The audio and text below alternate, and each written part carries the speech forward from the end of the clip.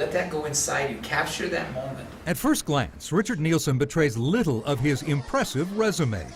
He is humble, Well, unassuming. it's a two-way street. You know, you love the people, they love you back, and that's what it's all about.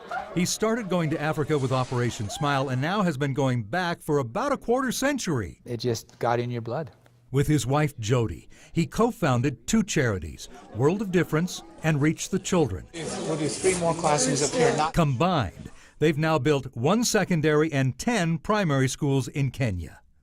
Before that, Dr. Nielsen commanded the physical therapy department at Bethesda Naval Hospital, where he was the physical therapist of presidents. He was an absolute genius with the Franklin Day Planner. Melanie Carlone was Dr. Nielsen's second in command at Bethesda. When he came into our department, there was a lot of backbiting and a lot of division. And he came in very clear that accountability was going to be one of the main focuses and loving each other as like a family. Now, you didn't talk like that in the military, but we did in our clinic. Jody Nielsen says her husband is determined to keep the focus on education, believing it is the best hope, perhaps the only hope, for the children of Kenya. It's not about him. It's about what he can contribute, where he can contribute. How are you?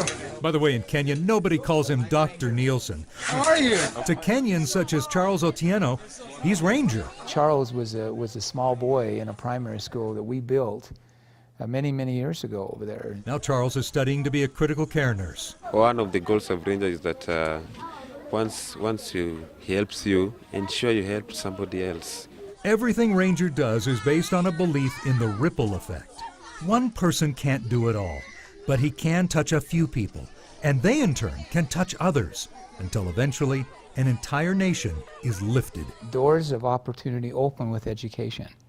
We believe that by going over there and providing opportunities for these kids to learn, we'll hopefully prepare them to become the leaders of business or religion or education. As I said, impressive.